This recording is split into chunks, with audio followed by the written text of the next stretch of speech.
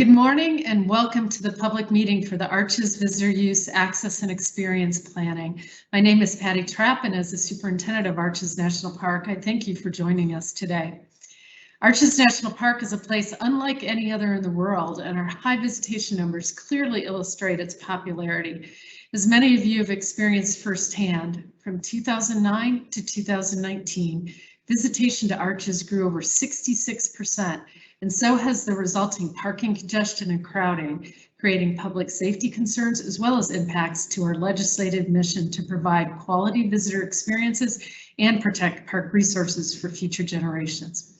In 2019, we embarked on an updated visitor use management planning process and held our first public meeting. And we took what you said and collected more information on potential solutions, including implementing a shuttle system and improving alternative park entrances. While several of these efforts are still going on, we are now ready to share what we have learned at this stage of the process. And this is where you come in. I truly believe that Arches is not separate from the community nor a visiting public, but a part of it. And as we enter this new stage in planning, we want to work collaboratively with you, our community members, our stakeholders and visitors, to seek effective solutions. We will be sharing information today on how to provide your input and questions during this meeting. And after today's presentation, I encourage you to visit the Parks Planning website to provide your comments. I appreciate your time and want to thank you again for joining us today. We look forward to hearing and learning from you. Thank you.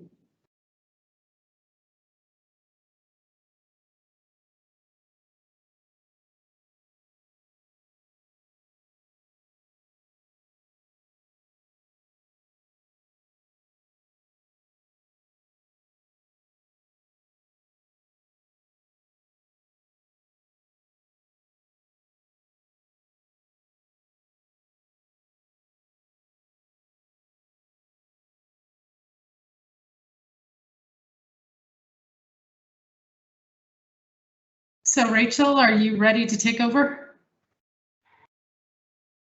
Yeah, we are just checking clocks. It looks like there's a couple of folks that are still rolling in. So looks like we want to give it until like 2 or 3 after 10 o'clock Mountain Time, and then we'll kind of get going in full, but I want to make sure that folks who were planning on a 10 o'clock start for the meeting have an opportunity to get logged in, get comfortable, get their coffee, and then we'll go on with the rest of the deck.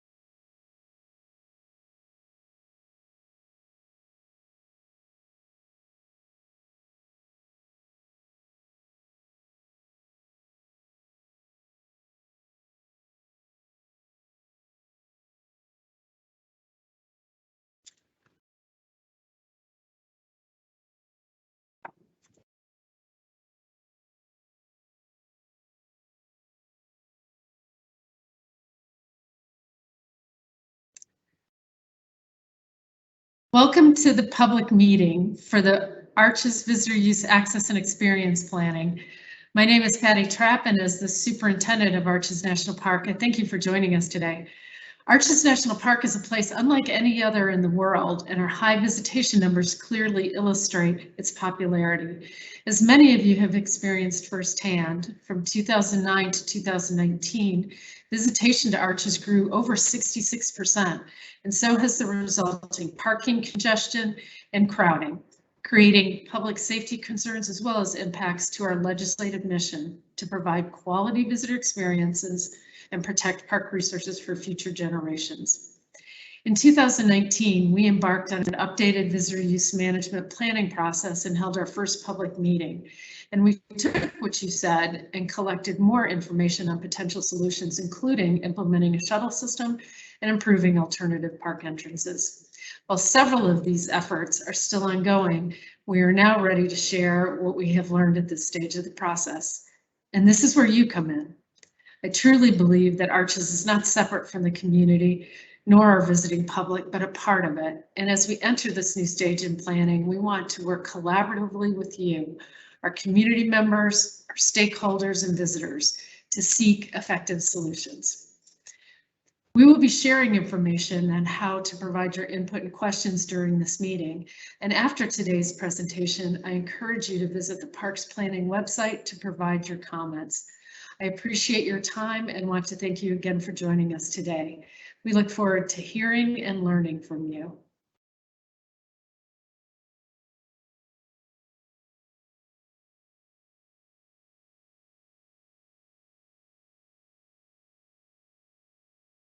Thanks, Patty, for that intro. I also wanted to echo Patty's sentiments. Thank you so much for carving out time to be here with us today.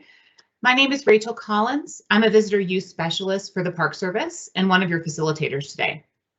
Before we get going, I just wanted to cover a couple of logistics.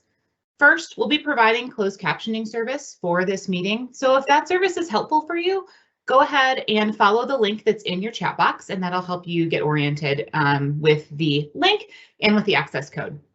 We'll also be collecting questions throughout the duration of the meeting. So if you have a question you'd like for us to answer, don't feel like you have to wait until the end of the slide deck to put that in. You can put that in at any time throughout the presentation. We're collecting them in the background. You can go ahead and find the Q&A feature by looking in the top right-hand corner of your screen. There's a little chat bubble with a question in it. That's the place to put questions. This process is still in the early stages of development, and the National Park Service is so excited to invite you into this process for identifying key issues and the potential solutions to get us to our desired conditions.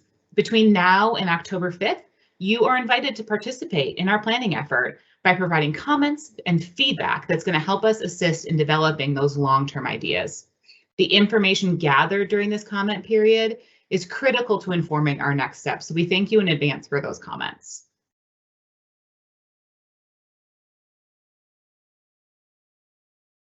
An overview of where we're going is on the screen for the presentation. First, we're going to talk a little bit about the challenges and issues that are bringing us to the table and that are facing and that we're seeing in Arches National Park right now. We want to invite you into the process by sharing our goals and our desired conditions for the park and what we're trying to achieve throughout this process and our next steps. As Patty said, we've also been collecting information and embarking on a number of analyses over the last couple months and years. We want to share our preliminary outcomes, what we're learning in that process with you, so that you can have some information about how that informs our next steps, and then also talk about your critical role in this process and how you can participate in the next steps. So with that, I will turn it over to Angie to talk to us a little bit more about the current challenges facing Arches National Park. Great, thanks, Rachel. And good morning to everyone out there in virtual land. Thanks for joining us today. My name is Angie Richmond, and I'm the Chief of Interpretation, Education, and Visitor Services for both Arches and Canyonlands National Parks. And I've been here about 3 years now, but this is actually the second time that I've worked with this group of parks. I was here back in 2003 and 2004. And that was back when Arches had its old historic entrance road, the little short entrance road, and before, Arches had put a lot of work into expanding parking lots, and Moab was really a very small community back at that time. And when I came back in 2018, wow, was I surprised at how much this community has grown, and how much the visitation at the park had grown. So before we dive into giving an update on our visitor use planning efforts, we thought it would be really important to kind of set the stage with the management issues that we are seeing at Arches because of this increased visitation. So next slide, please. Great. So as Patty mentioned earlier, visitation at Arches increased 66% from 2009 to 2019. And the graph on the screen that you're seeing here, this beautifully illustrates this increase in visitation over that 10-year period. The green line at the bottom is 2009, and then the purple line at the top is 2019. So you can see how it has just steadily increased over that amount of time. So we went from just under 1 million visitors in 2009 to roughly 1.7 million in 2019. And this upward trend has continued up until the present, and we expect visitation to keep increasing for years to come. So since 2019, so over the past 2 years, we've conducted several workshops, studies, collected data to try to understand the underlying problems that are occurring due to this rapid increase in visitation at Arches. And we are looking at ways to effectively address them. So as an outcome of these efforts, we have identified a number of key management issues related to visitor use, visitor access, and visitor experience. Next slide. So on this slide, on the left, you can see the Devil's Garden parking lot full with cars. And because all of the parking spots are taken, visitors are now starting to park on the inside of the loop. And on the right, you can see a long line of cars waiting on the entrance road to get into the park. And it's now fairly common for visitors to wait in a long line to get into Arches. Waits can last anywhere from 45 minutes to an hour. And for the unprepared visitor, they can find themselves in these long lines without access to a restroom or fresh water or snacks. And we do see people abandon their cars while they're waiting in this line to go in search of a restroom or to use the bushes on the side of the road. So additionally, if this line gets long enough to back up onto Highway 191, this causes a safety or a traffic hazard on the highway for northbound travelers. And it's the responsibility of the park to mediate this hazard. And so we surge cars, when this happens, we surge enough cars into the park to get these idling cars off of the highway. And we do this frequently throughout our busy season. So these long lines make it difficult as well for our emergency response vehicles to get into the park. And heavier use on park facilities like roads, trails, restrooms has required us to hire more staff and seek more funding just to maintain and upkeep our facilities. Next slide. So increased visitation and overcrowding has required park staff to come up with a temporary solution when our parking lots become full. Currently, when our 3 main lots, Devil's Garden, Wolf Ranch, and the windows are 100% full, we implement a temporary closure of the main park gate so as not to allow more cars into the park until enough cars have left. And that's what you can see in the upper image here is we are implementing that main park gate closure. And from April to the end of June this past summer, we had to delay entry into the park 120 times. In 2021, we have had to implement this practice more than any other year before. So the graph on the slide here shows the entrance delays from April to June, and each green line illustrates the day and the duration that the park delayed entry. And on a few occasions, we actually had to do this twice in a day. So for example, if you look at Memorial Day weekend on May 29th and May 30th, you can see a second green line towards the top of the graph. And so that's a temporary closure that occurred in the afternoon hours rather in the morning hours. And as visitors and locals became aware of these daily temporary closures, visitors started arriving earlier and earlier in the day to try to beat the closure. But what that did is the park became full sooner and the delay had to occur sooner. And so that's why you see the graph, the green lines on the graph kind of moving lower and lower towards the right as the temporary delay happened earlier in the day. And some delays started as early as 8 a.m. this past summer.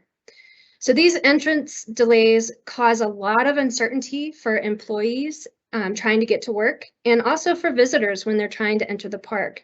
And visitors can become very frustrated as they're turned around and they have to look for a plan B while waiting to come back to Arches later in the afternoon. And obviously this is not the experience we want our visitors to go away with. Next slide. So other issues we are seeing in the park are shown here. The image on the left shows a full parking lot with visitors circling, looking for a space. And visitors can get confrontational with each other over parking spots, and they're spending more time in their cars and less time in the resource. And the image on the right shows a very crowded, delicate arch. Many visitors are seeking a less crowded experience at the iconic locations in the park, and those experiences are becoming increasingly rare. So visitors are now letting us know that they think the park is too crowded and they would like to see the park take steps to improve their experience. Next slide. When parking lots fill, visitors get really creative on how to find a place to park along the roadway. And some will park sticking out into traffic, causing safety issues for other cars traveling on the road. Some will park on top of sensitive resources along the roadway, causing significant damage to plants, wildlife, and other living things the park is here to protect. For instance, the plants along the roadway are often the ones in the best condition because they get the runoff, the rain runoff from the road. So when they are damaged, it's a huge impact to these fragile desert resources. And then lastly on the slide, you can see on the right a social trail. And as visitors park along the roadway, they will either walk down the main road, causing a huge safety concern, or they'll create new social trails, damaging soils and soil crust in the park. And once started, these social trails are very difficult to remove and to restore. Next slide.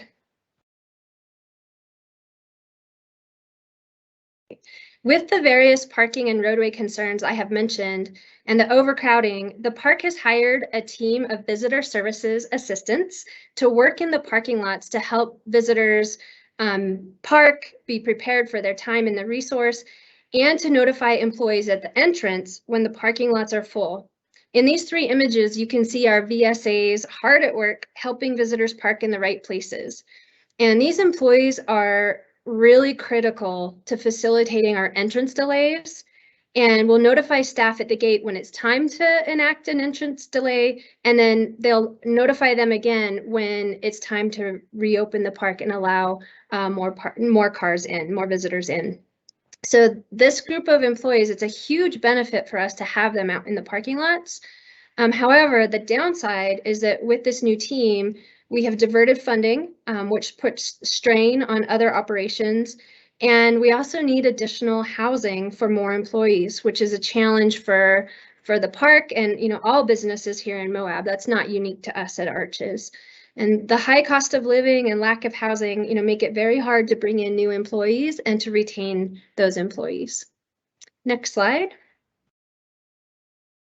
So many of the issues I mentioned directly relate to the reasons that Arches was set aside for protection in the national park system. Arches balances both the preservation of extraordinary geologic features and landscapes, as well as the ability to provide a quality visitor experience for everyone who visits. When planning and decision-making processes begin, the Park Service uses the park's purpose and significance to inform the visions and goals of the process. So the park purpose is listed on the slide here, and it was pulled from the park's foundation document, which I believe will be linked to in the chat box. And I am now going to turn it over to Amy, who's going to talk more about our planning process. But if you have any questions on the slides that I presented, please feel free to put them in the chat box. So Amy, you're up. Thanks, Angie. Good morning, and thank you to everyone joining us here this morning. My name is Amy Tendick, and I am the planner for Arches National Park, and I'm going to talk about our planning goals and desired conditions during this process. Next slide, please. When we start into planning and decision-making processes, we need to start by addressing the question, what are we managing for? The answer to that question helps drive our vision and goals for the future and frames our objectives. At Arches, the goals for long-term planning revolve around resolving the issues of trail and destination crowding and parking lot congestion so that we can provide for a variety of high-quality visitor experiences while also protecting resources. These goals are common to all areas of the park and are the overall drivers of our process. Next slide, please.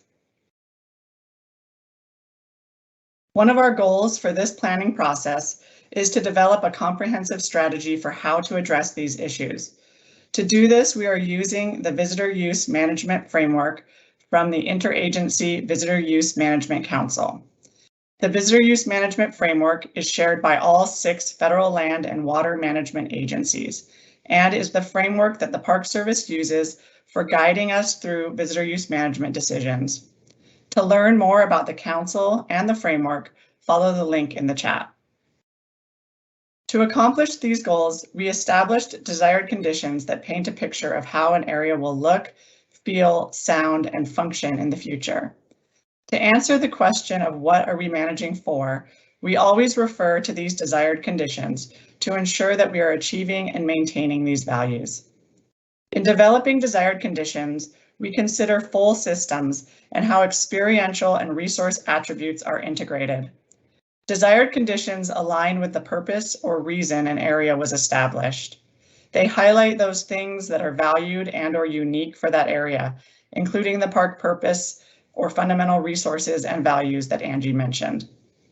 They provide the clarity and specificity that direct management actions hope to achieve. For this planning process, these desired conditions are organized by different areas of the park known as zones. We use this zoning to account for the fact that meeting these goals might look and sound different in different areas of the park. Next, we're going to go over the desired conditions of different zones at a high level, but we encourage you to refer to the desired conditions section of the story map to understand the desired conditions of specific zones. The story map can be found on our park planning website during this public comment period. Desired conditions are also an opportunity for us to reflect on shared values, so we look forward to your feedback on what you value about your experiences in these different locations in the park. Next slide, please. This slide shows all of the zones within Arches National Park. The expansive tan area covering the vast majority of the park is zoned as backcountry. This zone coincides with areas of the park managed as wilderness. The backcountry zone includes lightly used areas of the park where visitors can hike cross-country, along washes, or on primitive trails or marked routes. Through untrailed canyons and over slick rock, visitors will have the opportunity to experience challenge and adventure and connection to the natural environment and human history. Visitors will be able to explore a landscape with minimal impacts or evidence of other people and experience solitude and natural soundscapes consistent with the qualities of wilderness we are managing for. As you look at this map, think about what makes your experience in the Arches backcountry unique. What attributes of the Arches backcountry are important to protect now and into the future? The sensitive resource protection zone is highlighted in orange, and this area provides visitors the opportunity to experience protected viewsheds and minimal modern human influences within those critical viewsheds and sensitive areas. How does resource protection contribute to the value and quality of your Arches experiences? Next slide, please. There are 3 motorized zones within the park. All motorized zones include roads with varying levels of development, both of the roads themselves and of areas along the roads. The motorized sightseeing zone is highlighted in black, and this is a substantially developed zone with paved roads, pullouts, parking areas with short trails, and picnic opportunities.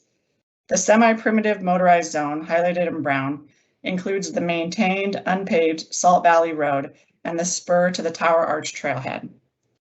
The primitive motorized zone, highlighted in pink, consists of the four-wheel drive roads in the park. All motorized zones foster a connection to the resources of the park, but offer differing types of visitor experiences. Visitors in the motorized sightseeing zone are more likely to encounter other visitors and staff, where the semi-primitive and primitive zones offer a sense of remoteness. The four-wheel drive road corridors provide for a slower and more technical driving experience and opportunities to view and access remote areas of the park. As you view these 3 motorized zones, we want to know what you value about your driving experiences in Arches. How might each of these areas uniquely contribute to your Arches experience? What does each of these areas provide that you wouldn't find in other areas of the park? Next slide, please.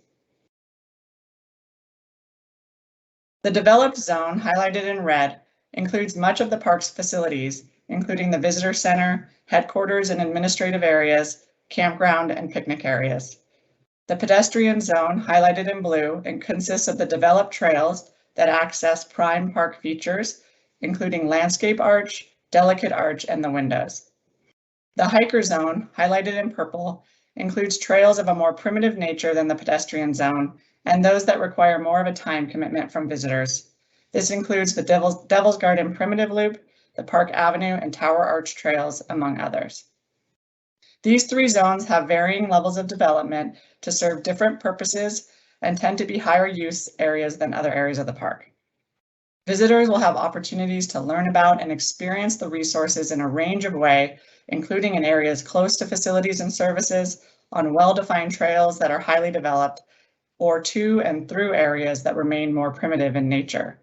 In all of these zones, visitors are likely to encounter other groups of visitors. In the hiker zone, there are more opportunities for solitary experiences. We want to understand what you seek for your experiences in these areas of the park. We invite you to use Pepsi, our park planning website, to share with us what you value about recreational opportunities at Arches. What words, themes, or ideas would you use to describe a high-quality hiking experience at Arches? Now I'm going to hand it back to Rachel to discuss some of what we have learned over the last several years of additional data collection and analysis.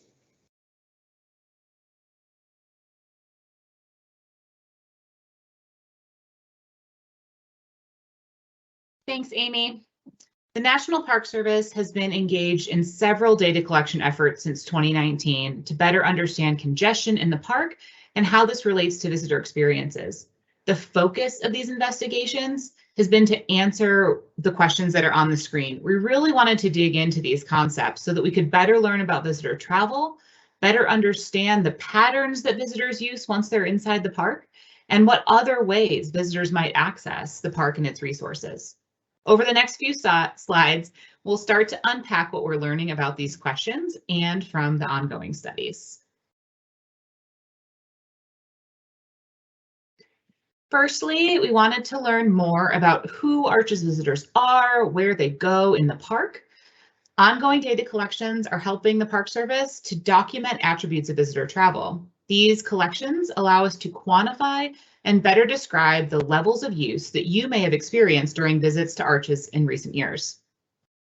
Vehicle arrivals are the highest on weekend days and holidays, particularly on Saturdays. Average vehicle entries for June 2020 are shown on the graph on the slide.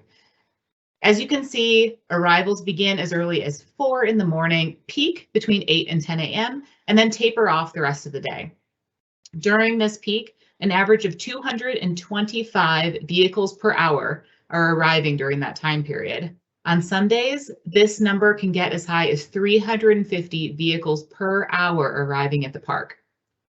Relatedly, these high demand time periods can result in queues that are between 20 minutes and just over an hour in length. As a comparison, queues in those afternoon time periods are closer to 5 to 10 minutes on average. And we've also learned that visitors spend about half a day or 3.5 hours in the park.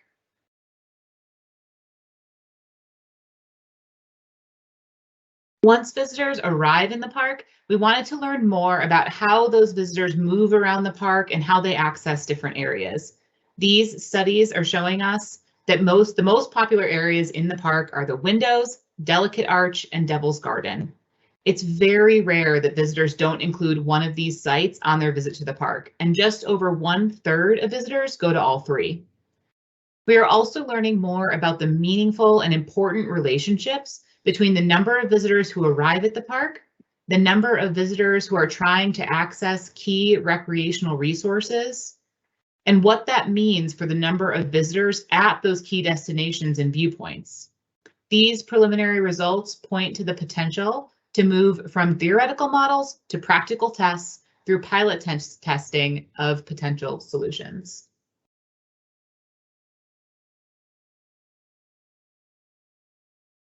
We also wanted to further investigate the feasibility and viability of other ways visitors could access Arches in the future. One idea that we're looking at is whether creating a secondary entrance road using either Salt Valley Road or Willow Springs Road could help us to address issues and achieve our desired conditions. More specifically, could it alleviate congestion at the park entrance station and at the primary attraction sites? This analysis revealed that it would take substantial funding to improve either of these roadways so that they could support paving. And while paving of these roads could provide another entry option for those vehicles arriving from the north and the west of the park, they wouldn't reduce congestion within the park or reduce competition for parking at popular destinations. Also, as Amy discussed earlier, changing the nature of these roadways would change the unique recreational value that these roadways provide. Having an opportunity for a sense of remoteness, adventure, challenge, and self-sufficiency is an important component of the Arches experience. While this is an attribute that's not easy to quantify, it's no less important to our analysis of the relative benefits and trade-offs of any future set of solutions.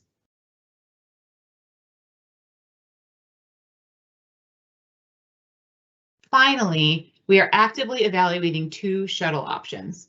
Shuttles might be considered to help visitors access Arches National Park without relying exclusively on personal vehicles. These systems are best suited when they are financially feasible and they help the park achieve resource protection and visitor experience goals. First, we considered what a mandatory shuttle option would look like. On the screen are 2 scenarios that we are analyzing that could be used for a mandatory shuttle. This shuttle could provide access to all primary park sites and would eliminate parking congestion at the primary sites and vehicle congestion at the entrance station. In the 1 shuttle route scenario in the middle, during the peak periods, there would be long wait times of up to 70 minutes to board the bus at the visitor center, and ride times from the visitor center to Delicate Arch would be at least 50 minutes. Just for comparison, it takes about 25 minutes to drive this same length of roadway in a private vehicle. In the 2 shuttle route scenario, all the way on the right, the visitor center boarding times would be decreased to about 13 minutes, and ride times to Delicate Arch would be at least 46 minutes. A park shuttle bus system would require a large park and ride outside of the park and/or a connection to transit service from Moab. Many of these findings from the mandatory shuttle are also applicable to a voluntary shuttle system option. However, congestion under a voluntary shuttle system would only be reduced if roughly a quarter of visitors use the shuttle instead of their private vehicle, and private vehicle access does not increase in the same time. Few NPS units with voluntary shuttles have attained this level of ridership. Shuttle systems require significant capital and operating expenses and would require the park to make an investment trade-off in order to support a shuttle system. User fees or other funding sources may need to be considered to support the implementation of this type of strategy.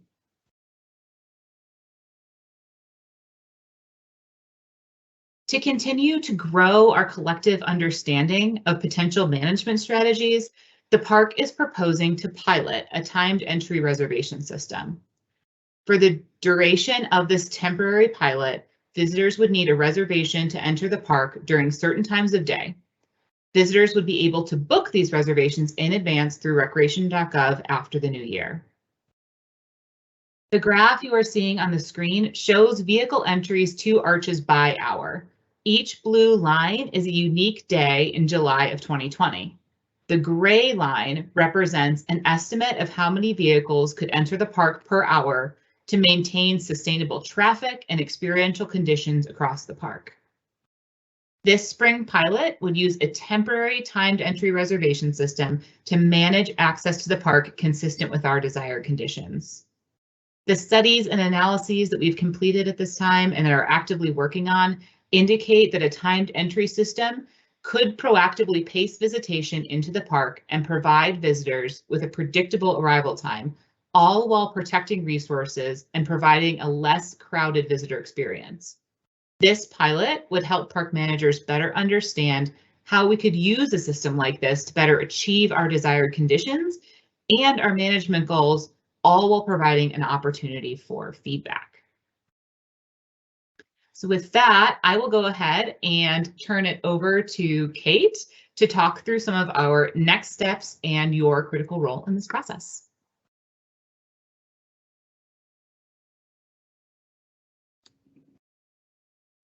All right, hello everyone. My name is Kate Thomas and I am the Public Affairs Specialist for Arches National Park. It's really great to be with you today, and just as a reminder, if you have any questions on what you've seen so far, go ahead and click the little chat bubble with the questions in it and submit those questions for us, and we will put those together at the end of this presentation. All right, so next steps, where do we go from here? Following the data collection that we've been conducting over the past 2 years, we have a couple of immediate next steps in our process. And go ahead and switch over to the next slide. First, we are going to spend this fall and winter finalizing data analyses, and we will also use the comments we received to help inform how we frame the next steps in our planning process. In the spring and summer of 2022, we are planning to implement a temporary timed entry reservation system. And this pilot will help clarify how a timed entry program could contribute to a larger management plan to address visitor use, access, and experience at Arches. We will use data gathered from the pilot to help us answer questions about the impacts, feasibility, and sustainability of such a program. Next slide.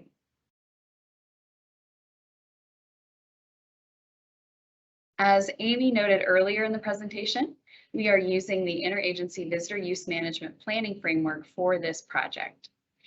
At the public meeting in the fall of 2019, we kicked off step 1, building the foundation. And since that time, we've moved on to step 2, defining visitor use management directions for the park. We are currently at this stage. And during this stage, the park has been working on determining desired conditions and considering potential strategies going forward. We are now encouraging you to be active participants in this process. Your perspective on what makes a high-quality visit to Arches is a critical component of helping us craft a thoughtful visitor use management direction for the park. And so after we gather your comments and collect data from the timed entry pilot, we will transition into step 3, identifying management strategies. Then we will propose potential strategies, actions, and other ideas that we might pursue to help us meet those desired conditions. After we develop these potential strategies, we will again ask for public comment at this stage. Our goal will be to hear your ideas and learn how we can include those ideas in our planning process. And finally, at step 4, we will put together a draft plan that includes all the components of the project framework.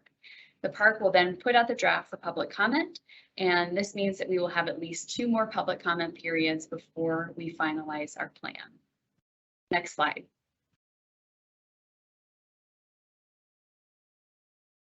Now we're going to discuss your critical role in this process. Next slide.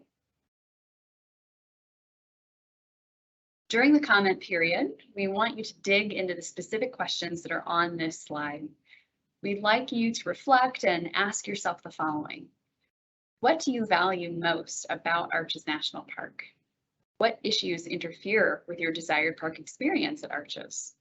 And what strategies or combination of strategies do you think best achieve this? Why do you think that? You don't need to write all of these questions down because they will be visible on the story map, which we will link again for you in the chat box in just a moment. You will have an opportunity to respond to each question on the story map by following the link to the public comment page. We truly appreciate your perspective on the issues facing Arches, and we believe that you have potential solutions that will contribute in a meaningful way to our process. We want to understand what you value most about the park and what experiences you find the most important. Next slide. So, how can you comment? You have an active voice in this process, and between September 6th and October 5th, 2021, you can type up and submit your comments at the URL listed on this screen. We also encourage you to access the story map as a reference when submitting your comments. Using the comments you provide, we can work together to overcome the challenges that Arches faces, ensure positive visitor experiences, and protect the park for future generations. All right. Well, we want to thank you for your time today. And we are, like I said, collecting questions. So if you have additional questions, please use that Q&A box to drop them in right now, and we will do our best to answer all of them. So what we're going to do is take a quick 2-minute break to load any questions that we receive, and we will see you back in 2 minutes. So go ahead and start typing those up, and we will see you soon. Thanks much.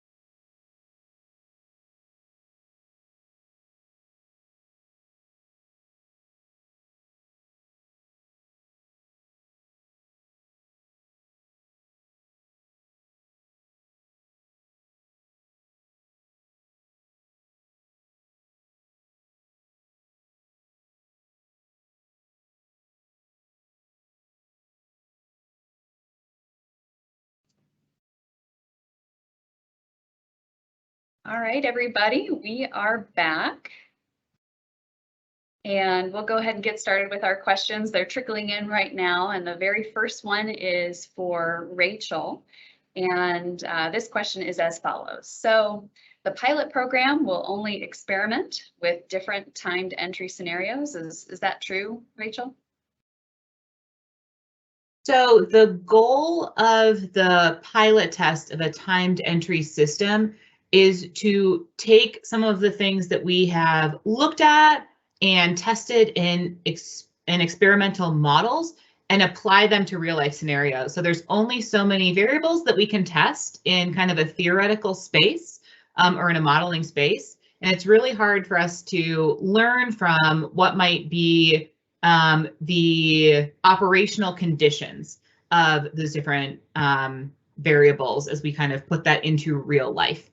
And so, yeah, so the pilot test this spring that we're planning on is to take some of our lessons learned from the theoretical models, apply them to an actual scenario, and use that as an opportunity for us to learn about the operational considerations, constraints, opportunities associated with testing that system, and also for y'all to be able to participate in a system like that and learn from what does that system look like at Arches? How did it improve your trip? What were some of the trade-offs associated with that, as we consider that as a potential opportunity for a long-term solution at Arches? We wanted to use this as an opportunity to learn about it so we can continue to evaluate it into the future.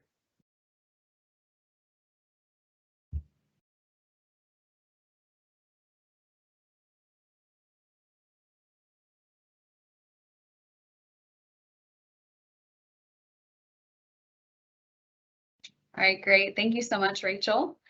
So our next question is pretty straightforward, and it's, have you considered any different options for locals? And let's see, let's have Amy answer this one. All right, thanks for the question. And this is a question we have heard before, and we know that a lot of locals love living here and love accessing Arches as often as they can, and it's an important place for all of those of us who call this area home.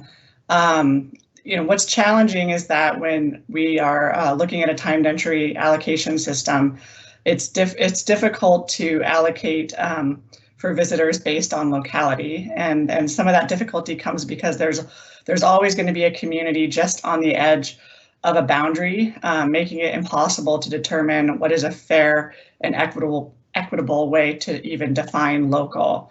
It's important that fees are collected fairly and equitably, and for these reasons, we believe that the best way to provide fair and equitable access to the park is to provide all visitors with the same opportunities for access.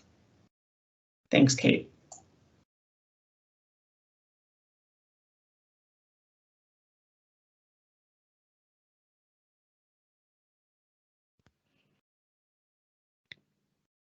Great answer. Thank you for that, Amy. So Rachel will be answering our next question. And this one is, would a timed entry system be seasonal and limited to the spring and summer? Would a shuttle system supplement this program in the future? And is this still being considered?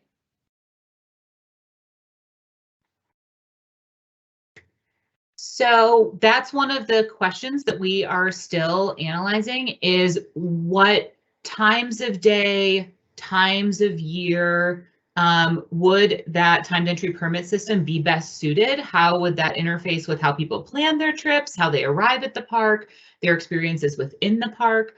And so we're planning a spring pilot to test some of these ideas, but for when it comes to long-term solutions, that's one of the questions we're still actively evaluating, is, again, what times of day, times of year would this solution be most helpful in helping us meet our desired conditions and our goals for resolving issues that Angie talked about at the beginning.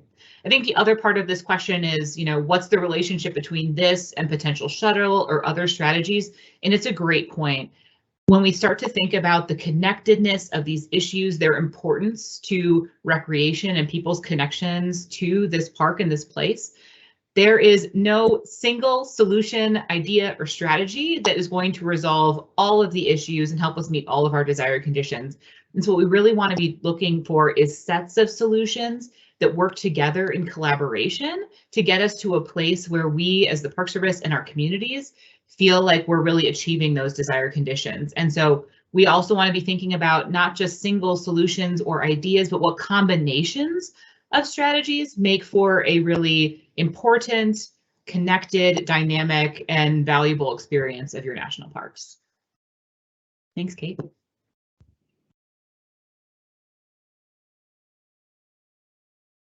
right, wonderful. So Rachel, I'm going to keep you for this question too, because we are getting a lot of questions about the details of the pilot. So can you provide more details on what that pilot's going to look like?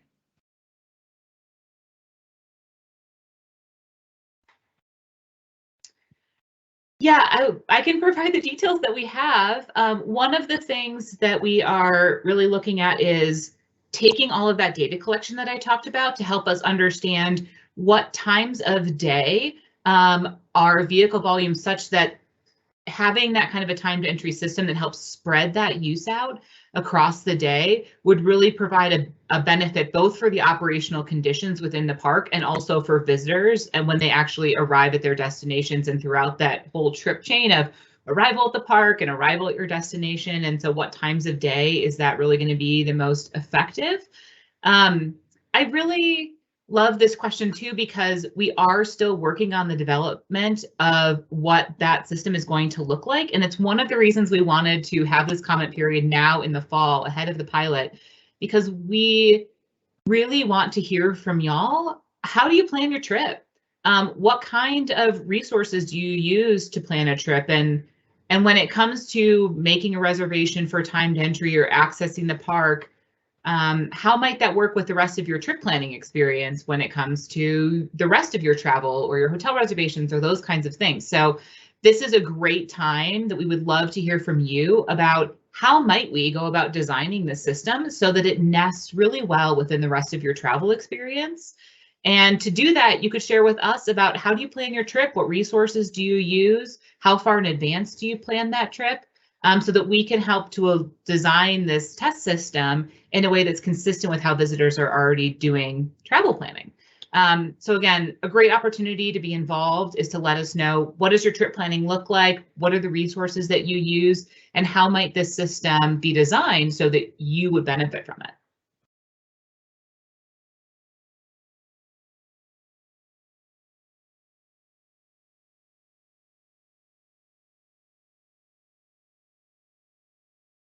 All right, thanks so much, Rachel. I'm waiting for our next question, so just give us a moment.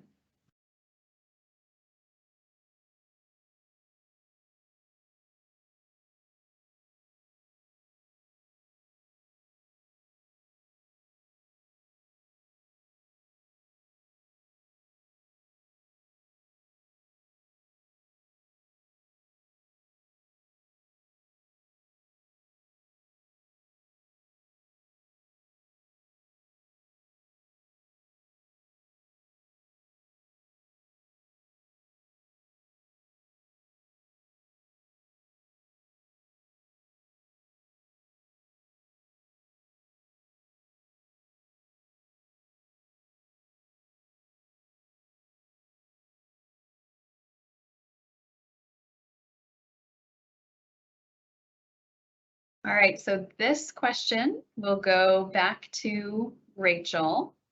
And the question is about other options and diverting people to other places. So have we been working on diverting traffic to other areas and looking at other places and sending traffic that way?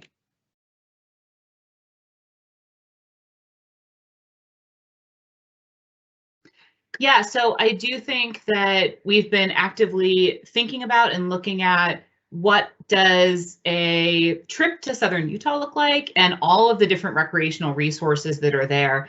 I think one of the things that we're wanting to make sure that we do is, as we work on those communications, is figure out, one, where is the best place for visitors to receive that information about all of the different places that they could be going and experiencing these types of environments and achieving their recreational goals. And so this is another great opportunity to let us know, how do you plan your trip? Where do you go to get that information? What information would you like to see about all of the regional recreational resources when it comes to planning a trip to this area?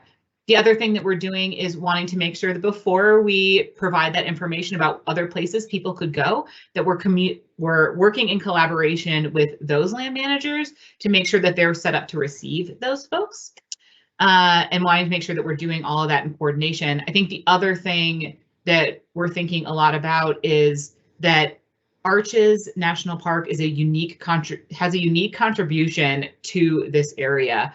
And there's a reason that it was set aside as a National Park Service unit, and it's just because of these extraordinary, remarkable features. And we want to make sure that we also consider that and how we're providing access to those resources that are really kind of a critical component of people's trip.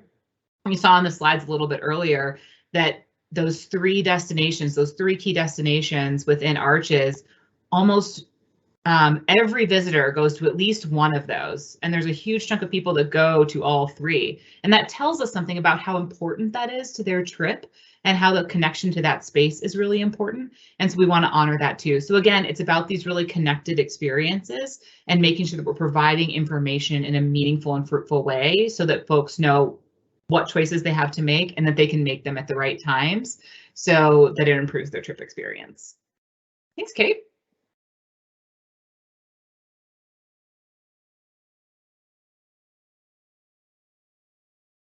All right, thank you. So our next question is about how other parks are balancing their extreme numbers of visitation. So this one, I think, Rachel, will go back to you. So Zion, for example, is struggling balancing their extreme numbers of visitors. Is Arches looking at Zion or perhaps Denali and other places with shuttle systems and examining the pros and cons of these systems?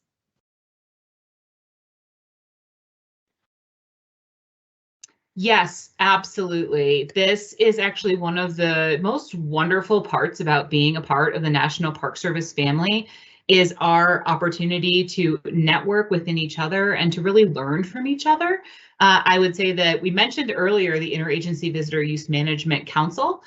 It's also a great opportunity as being members of that council to work with our sister and brother agencies to be taking lessons learned from them and really collaborating on collective resources. And so that's just, it's an incredible part of being a part of this network. One of the things that we're doing in that collaboration is really trying to pull forward those best lessons learned and then think critically about how they apply to unique context. And so when you look service-wide across the Park Service at different ways that we're handling crowding or congestion on roadways or other related visitor use management issues, the suite of solutions that are applied to that unique space is unique to that park. And so even if we were to just look at timed entry systems that have been stood up during COVID to manage vehicle entries and the opportunity for physical distancing, you can kind of look at that Yosemite system is very differently designed than how Rocky's system is designed, which is also different than Glacier's system is designed. And that's because those designs take into consideration the unique characteristics, not only of the place, but of the visiting public and how it nests into a larger trip experience. And so absolutely taking those lessons learned from other places and then saying, so what does that mean for Arches? What does that mean for the unique space that we're putting it into? And how might we take that and modify it to make sure that it really shows the best of what we have to offer in this place?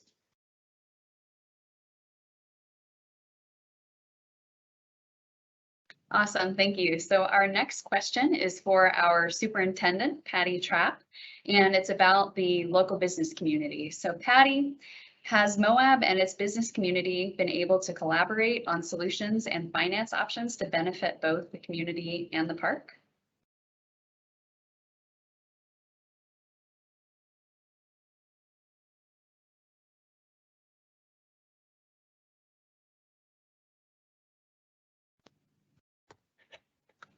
You're on mute, Patty. Thank you, Caitlin. And that's a really good question.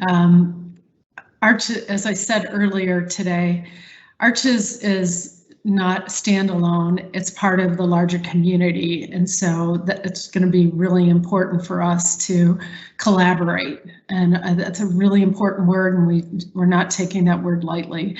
So that's why we want to hear from you. We want to listen to you and the community and collaborate with the larger public.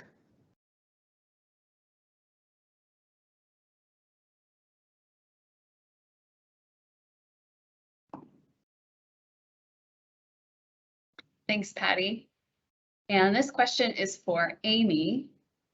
Are we coordinating with other land management agencies to discuss how that might impact other destinations? It's very similar to the question that we talked about a little bit earlier, but are we working with those other land management groups?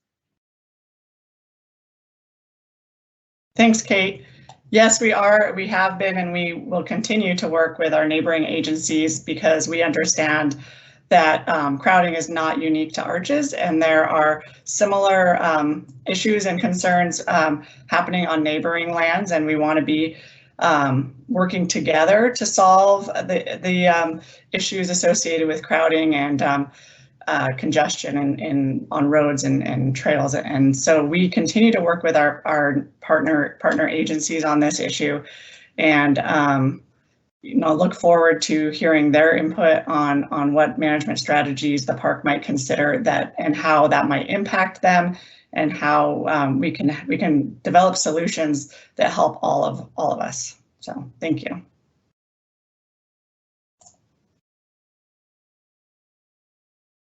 All right, thanks, Amy, so much.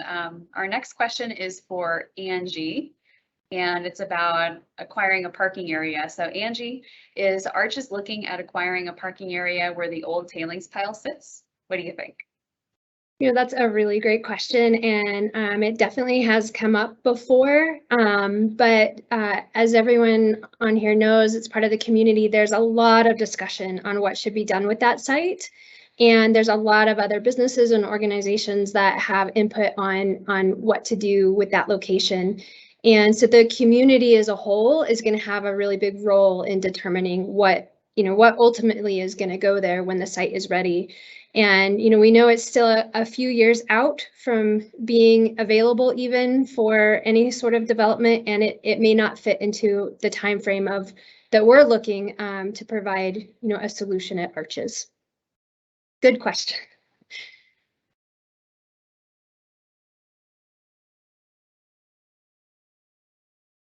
Great, thanks so much, Angie.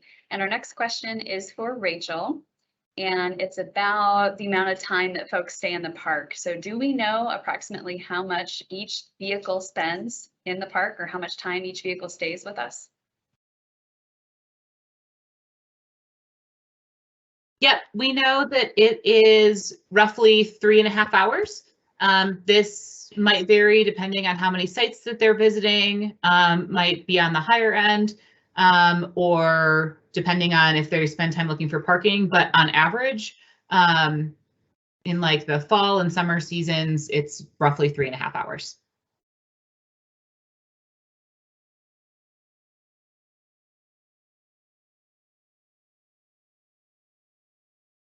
All right, thanks, Rachel. And right now I'm not seeing any new questions, but I'll give it just a moment to see if we get any other last responses here.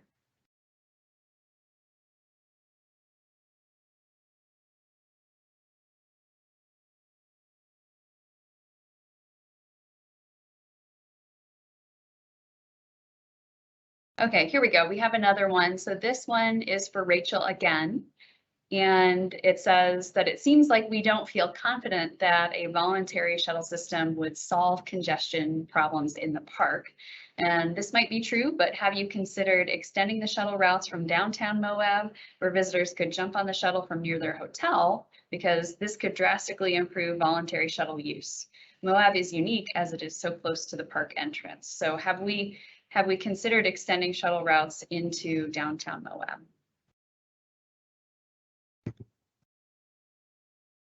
Yeah, absolutely. We are looking at that, continue to want to look at that. We do see that when we can extend shuttle routes into gateway communities, especially in places like Acadia, and people can leave their car at their lodging, that is one way to kind of incentivize voluntary shuttle use and to get people to say, hey, it's easier. You can just leave your car where it's already parked. You already have a parking space and jump on the shuttle. I think the other thing that we want to be thinking about is the ride times that are associated with this, and then the travel time from Moab through the gate to get into the park, and then how you get to your destination. So I actually think that this is another great opportunity for us to learn from you about what type of shuttle system would be most consistent with how you want to be using the park. what are some of the design components as far as times that they arrive and travel times between sites and times of day that the service is running, that would help you incorporate that option into your travel experience as you think about your movement patterns between Moab and the park itself, and also within the park, to help us understand kind of how we could design that system to increase that ridership so that it makes a meaningful impact on removing cars from the system and the roadway system. So it's, again, a great opportunity. We'd love to learn more from folks about what kind of shuttle system would you ride so that we can be incorporating that into our analysis.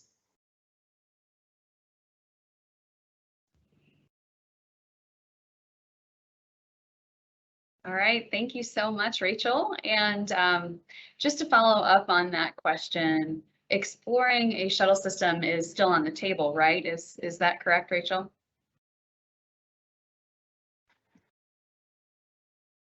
That is correct. We are still actively evaluating a couple different types of shuttles that we shared on the slides earlier, both mandatory systems and voluntary systems, a couple different permutations on them. And again, would love to hear from folks about how we might improve on that in the next round and what shuttle systems they would be most likely to engage in, so we can use that information as we continue in that analysis process.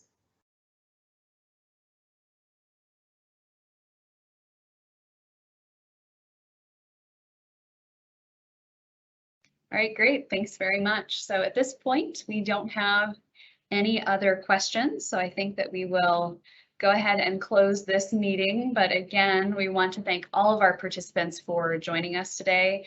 And we really look forward to hearing from you. The comments, if you'd like to submit them, just as a reminder, for them to be officially considered, they can't be put in this chat box. They can't be submitted on social media or to our email accounts. You have to submit those questions on the Pepsi link that we provided earlier, and it's also, again, in that chat box. So just be sure to visit that link and submit those comments, because we really do rely on your input to help us make these decisions. So thank you so much for your time. We appreciate it, and we look forward to hearing from you.